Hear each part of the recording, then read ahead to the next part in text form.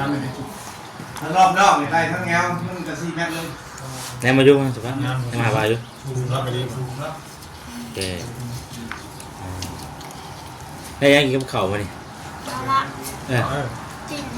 ชิ้นแห้งได้ชิ้นแห้งบ่กินแล้วบ่พี่ไผแน่มาหามื้อนี่หลายคนบ่สบุญโอเลียดมันเงี้ยวไอ้ปลาไส้ โอ้บ่าวพี่มาเล่นน้ำจะว่าบ่าวพี่แรง ฮะ แมลงแรงบ่เพิ่นมาโดดเมื่อกี้เราจัดมาบ่โดดได้วันเราจะไปเห็นไปซื้อดอกซื้อยางเนาะเราซื้อยางบ่เนี่ยถ้าซื้อยางเอาซื้อวัดทุกอย่างพอค่าไอ้กันได้แล้วเงินเป็นคำบ่นะดิโอ้ยเอาขนาดเลยอยู่แล้วเนาะ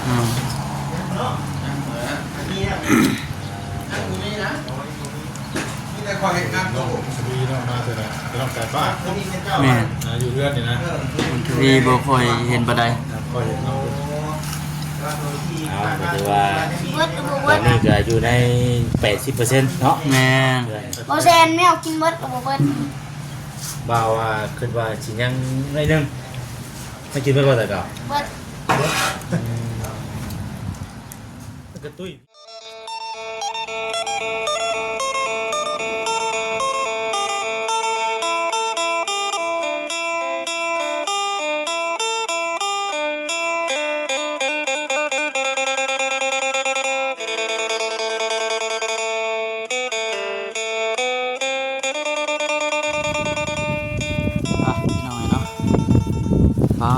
จะบ่ได้มา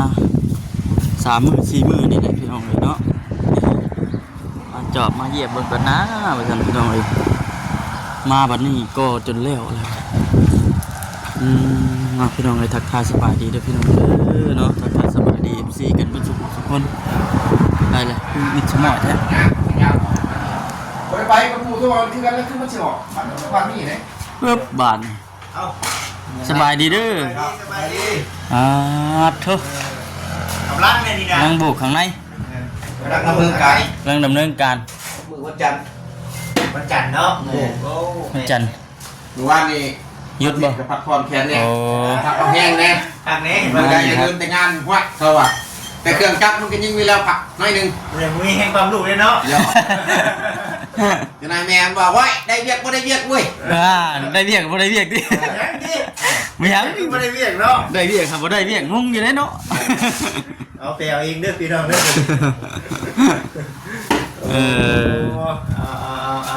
เบิ่งไปนี่แหละพี่น้องเอ้ยคือสิเบิ่งเติบโตเนาะสร้างเราอยู่นำนี่เนาะผมตัวจริงก่อนเวียกนี่คือยังหลายอยู่นะเบิ่งนี่แล้วบอกง่ายๆก็ตามขั้นตอนเนาะขั้นตอนตรงนี้แล้วก็แม่นลุยอีกขั้นตอนอื่นอีก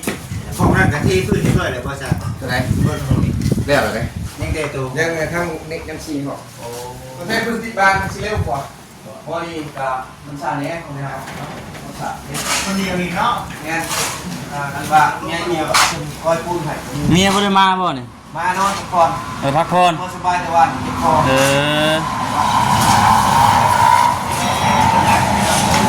เมียกับเมียที่หลอกที่แล้วเอาลังก็จะคนหนาครอบครัวนี่แหละเนาะแม่ไปทำเนี่ยคุณไปปลาสากมาแล้ว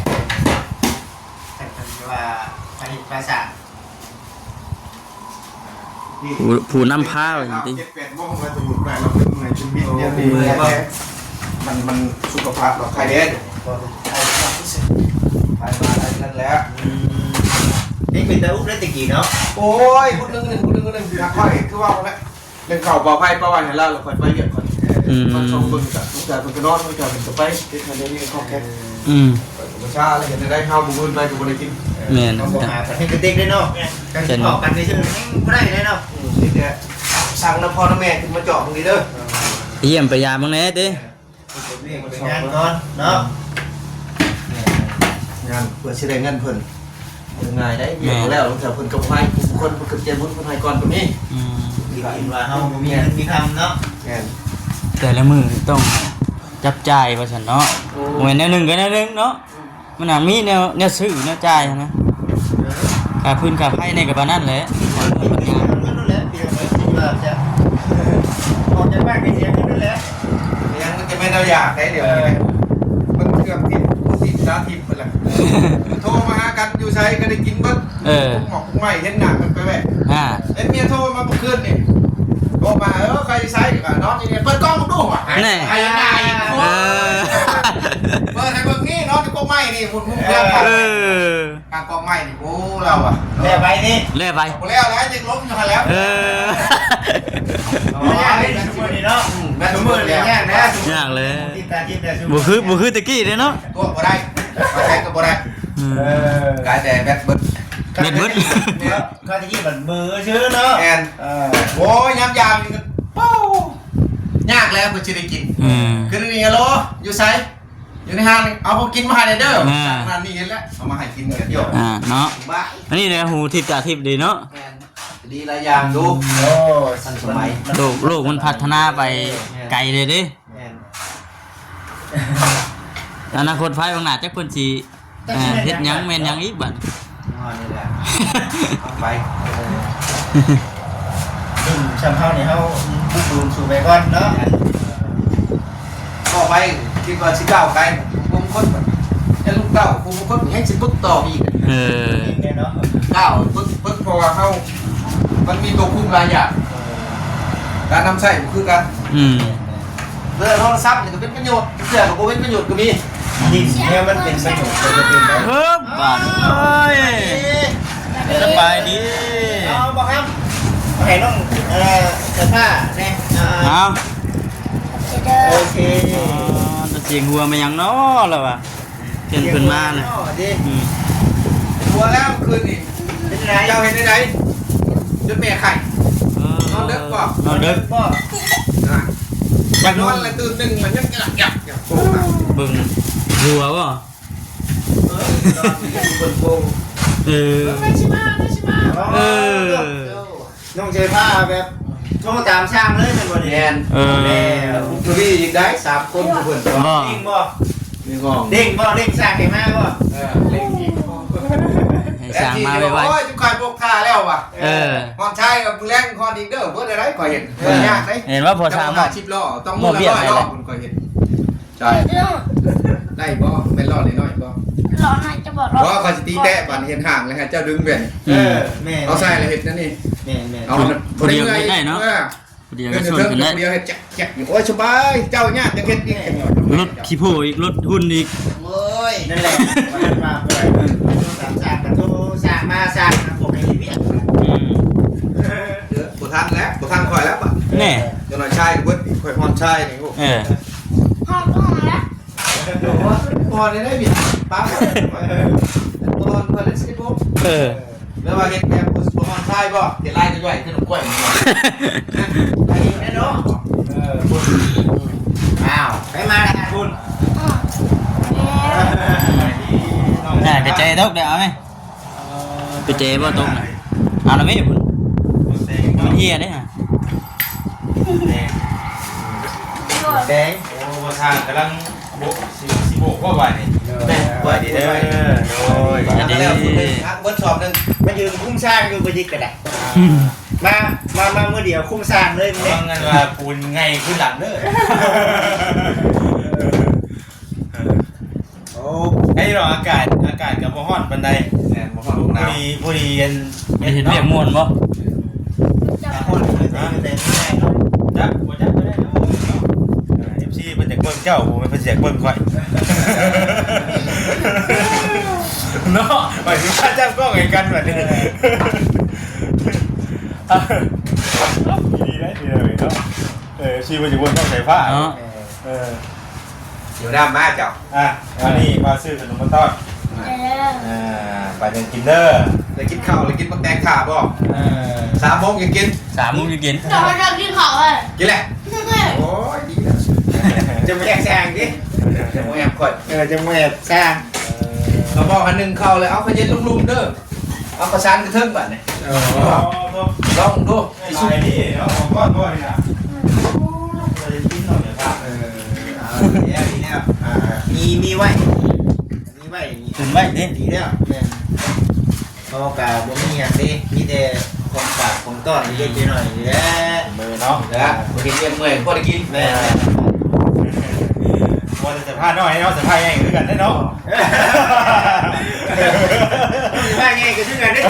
ชื่อกันได้เนาะ ไม่เท่านั้นมาหักปุ๊บเนี่ยคิดว่าทง50,000บาทกับ6 บาทตรงไหนไม่เท่า30ไปก่อนถึงพอลี่ทะโยเดี๋ยวคุณเอาไปปล่อยถึงขังนี่เนาะชื่อนี่ซุปสีน้ำแล้วกันทำไม ยอดแข็งเนาะ เพราะกันมันชุบได้กับโบเป็นยังเราก็ได้เนาะ โอ้กำลังขึ้นได้นี่บ่เขาเท่าไหร่เทิงมาลุมเลยเนาะ มันจะเปื้อน จะมาเพื่อน โอ้แซ่ นู่น เลย คำเด็ก เล่นกับครับ โอ้ยอ้าวเร็วบ่ะเนาะยืนยุ่งอยู่นี่บ่เห็น ทางเขาเราอยู่หน้าเขาถอกมาไว้นะ อยู่หน้ามึงใช่ไหมไม่ ผม ได้ ชี้ นะ แล้ว นะครับไป อยู่หน้ามีนะ ไป ไปเลย เดี๋ยวมันใส่นอก ฮะ แล้วสูบมาหาตัว ตัวแล้วตักมาทางเจ้าตักวัน เบิดเลย อ่ะใช้บอกว่าน้ำเต็มคุกเต็มแกงว่ะมาเด้อว่ะโอ้ยอยู่จัง ตัว เลย อะไรนี่เนาะ ว่าจะอยู่พุ่นก็แล้วแต่จีมา ตัวสร้างอะไรนี่ ตัวกัดตัวนี้นี่เดี๋ยวเลยตัวสร้างคือเก่า มาจะใช่ว่าอยู่ไม่ที่ ยังก็มีเบิดแล้วว่ะ ตัวสร้างว่าน้ำเต็มเองแล้วที่เห็นมาไม่ไหวมันก่อน มันก็ยังเต็มวันนี้ให้ก็เต็มจุดเจ้าคือคอยหักตึ๊กมาแล้ว กินแล้วถ่ายกินข้าวนะ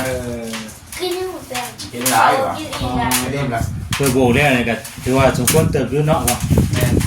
มัน ทำอะไรแท้เลยปกติก็เอาอยู่2 มื้อต่อห้องเขาอยู่ เราอะไรแทนวะจอม นี่ครับบริกรรมเขามากตาหลุดแน่มื้อเช้าปกติตื่นมาในห้องมาลุด เอากำลังมาเห็นมานี่พ่อ แม่ โอ้คำเด็ก น้องบอกครับเลยนี่ โอ้แม่เบิดเลย อาจจะนี่วันมาเป็นทางภรรยาเป็นไปกวดเมืองท่อง รู้แล้วเราเห็นข้างกดห้องอยู่ ที่ท่องกันเนี่ย ซื้อสูบมาเด้อสูบห้องเป็นคุณเด็ก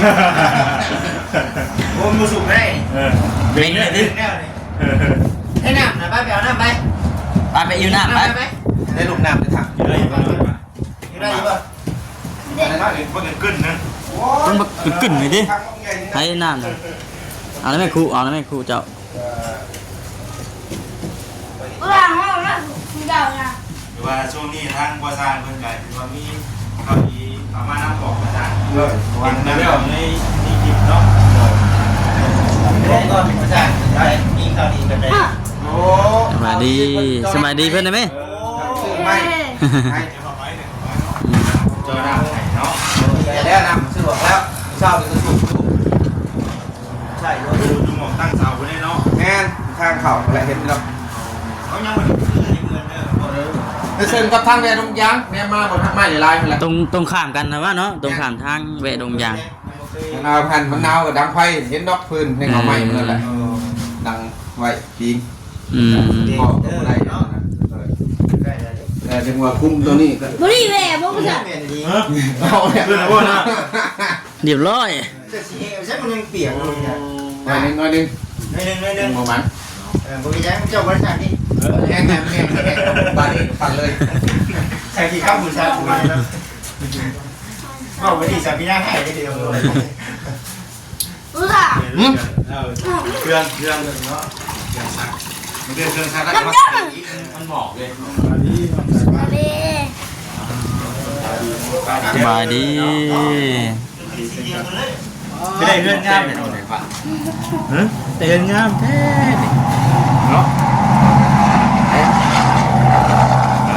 เอาคนไปเอาเองไป เนาะ ทั้งชาติมาไว้ใส่ไปเนาะเราเดี๋ยวเขาชิบึงก่อนเด้อขออนุญาตรอบึงก่อน แม่ช่างคนนั้นว่าอยู่อยู่นอนอยู่ไหนหัน ไป มีผู้ช่างบ่ เราอยู่กันคุณหรือว่า ฮะเอ้าตอนนี้เดินนอนเลยแม่แล้วสบายนะวะ จะทำยังฮะจะแมวนุ่ม แล้วน้องเห็นบ่ลูกถ้วยไม่ได้ถ้วย นี่บ่เถือเกลือแมวบ่ ไปใช่ไหม เกลือแมว กินได้เลย เรียกถนัดเนาะ สีเลยดิ พวกสีนะสีเลยเครื่องสี ไม่ได้อยู่ กิ กินนี่เหรอมันบอกเตะแล้วกินซะดิกินว่าคงกินว่าเดี๋ยวไปยังนี่นุ่ม เป็นแมวบ่ นี่ได้ แม่คนแหละให้แมวได้กิน มันเป็นมันเป็นนี่บ่ซะ เอ้ย มันเป็นปลาแม่งเป็นบ่ ปลาคือกินคือปลาทูจ้ะ เอาผมกว่าทูนั่น บ่ ซิมบ่ โอ้ จะให้กันซิมัวให้ กิน แมวนี่ กินคือปลากระป๋อง คือว่าบุญซิมเหมือนได้ เจะซิมเบิ่งได้บ่ มันเป็น เอาบุญจิ้มก่อนแล้ว มันเป็นเนื้อบดเนาะ เจะเคยซิมบ่นี่ บ่บุญซิมให้แล้ว ใคร บ่บุญซิมก่อน มาบุญซิมให้ ทิมนี้ ของมัน แห นี่ ละ เก็บไว้สิ เพื่อน เก็บไว้กับกระสอบปูน ซิมสิไข่ที่ล่ะนี่ ไม่ นะ เอาไปใส่อีกแหละ นี่ หูดังดี มัน เนาะ ได้กินนะโอ้ โอ้ กินเคย หูดังดีแนวเนาะ อ้าวคือตอนนั้นแหละ อันใด น้องใส่ปลาเกลือแมวไปน้องเลยเนาะให้จะไปใส่ มันไปลินบุญ ไปลินบุญลินบุญใช่ไหม ที่บ้านประตู บัตรประตู บุญเก่งบ่ ยังไง แจกไปแม่เฮือนน้องใส่ปลานี่ ก็ขึ้นเบิดเลยเนาะ บวก คุ้ม แล้ว เบิดเลย ถ้าซีวันนี้บ้างกระทะก็ได้ดอกสีเนาะบวกได้แล้วก็พอ คักเลยดิ ครั้งแรกแต่แรกก็คือว่าตอนแรกก็ว่าสิพอไว้แบบที่ซื้อเนาะแต่ว่าก็ตัวนั้นมันก็ถือว่ามันบ่แล้วเนาะ 3 เมตร10 3 เมตร10รอบนอกนี่ได้ทั้งแนวมันก็4 เมตรเลย แนมมาอยู่สุภาพมาว่าอยู่โอเคได้ยังกินกับข้าวมานี่ เอาละ เออ จิ้มแห้ง ชิ้นแห้ง ได้ชิ้นแห้งบ่ มันจะบนเนียว หึ เขาบนเนียว กินแล้วบ่ มีใครแน่มาหามื้อนี่หลายคนบ่ สบุญค่ะโอเลียดบนเนียวไอ้บะไซ โอ้บาวี่มาเล่นน้ำจะว่าบาวี่ แรง ฮะ แมลง มันแรงบ่เพิ่นมา โลด มันกิโลจักมาบ่ โลดได้นอน เพิ่นก็ไปเพิ่นไปซื้อดอกซื้อยางเนาะ เราซื้อยางบ่ เนี่ยถ้าซื้อยางเอาซื้อวัดทุกอย่างพอค่าให้กันได้แล้ว เงินเป็นคำบนนั้นดิ โอ้ด้วย เอา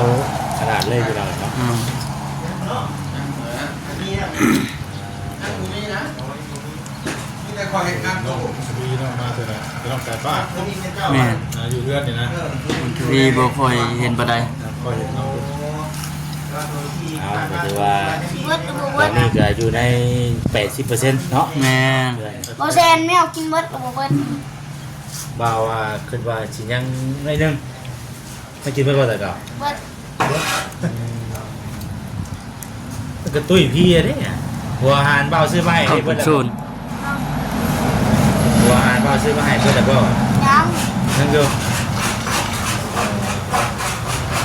แต่ว่าลังคือ ตุ้ยข้างนอก คือเจ้าของเลยนะ เอ้ยใจต้อง เจ้าของก็กินเก่งแมวก็กินเก่ง เสียจะมอง ฮะ ไป ไป ตัวเทียบ ที่ที่มันเป็นไง ที่รถทีบ ขี่สิไปใช้ ที่ไปเพื่อที่ที่ไปบ่ไก่บ่ เนี่ยขี่เชิญเลย ขี่ไปใช้ เขาเลยสิขี่ เอา ที่ไปใส่ ขี่ลิฟต์ ขี่ลิฟต์ เพราะ ไปก็ดิ เฮ้ยบ่ขี่ก็ได้เนาะ นี่ประชามาเฮ็ดที่อยากอยู่ เอ้าขาแล้วก็แล้วเขาแก เจ้าขึ้นปูนบ่ขึ้นปูนเพิ่นบ่ ถามมาสอนผมเท่านั้น กำลังมาทางนี้ก็ได้เนาะอ๋อนอกมันล้มแห้งดีนะ ว่าได้กี่หมาทุกคนจะให้ลงมา มันดูเครื่องมันแห้งเน่าครับแล้วมันคือเกาผุดมันเราเปิดเอียงก็ได้ กวดมาใส่กันเลยเนาะคัด มันแข็งนะบ่แหมันหมั่นจักหน่อยบ่เดี๋ยวไปจังกูดมันนี่ ขึ้นนี่แล้วหลอกเลย มันอันนี้ อีกบ่ มันยังบางป่ะ โอ้ยังบาดอยู่ ยัง เนาะ ไม่ได้รับเพิ่น อ๋อเอากินน้ำพอดีได้แหละเนาะเห็นยังแสงกินมานี่ จังหวะนี้ทุกคนเราเนี่ยว่าเอาปลามาเห็ดเจียบปลา ไปไปธรรมชาติบ่ ปลาในน้องแหละใช่คือ3-4 โต๊ะกับเขาเน่าเนี่ยมันบุกไปเอา โคตรสัตว์เนาะ ขู่ตรงชีเลยเนาะ สัตว์เลย ปาดเนาะ ทำเคยบอกอยู่ว่าจะสาบอยู่ว่า เคยอยู่หักบ่ถนัดปานใด ยืมเหมือนเนาะ คือเฮาบ่ว่าเฮาบ่ได้ประจำเนาะ เป็นช่างวะนี่ อ่า ต้องปีเด้อครับเป็นช่างลายเลยนะเป็นแบบ เขาเศร้าเลย เออ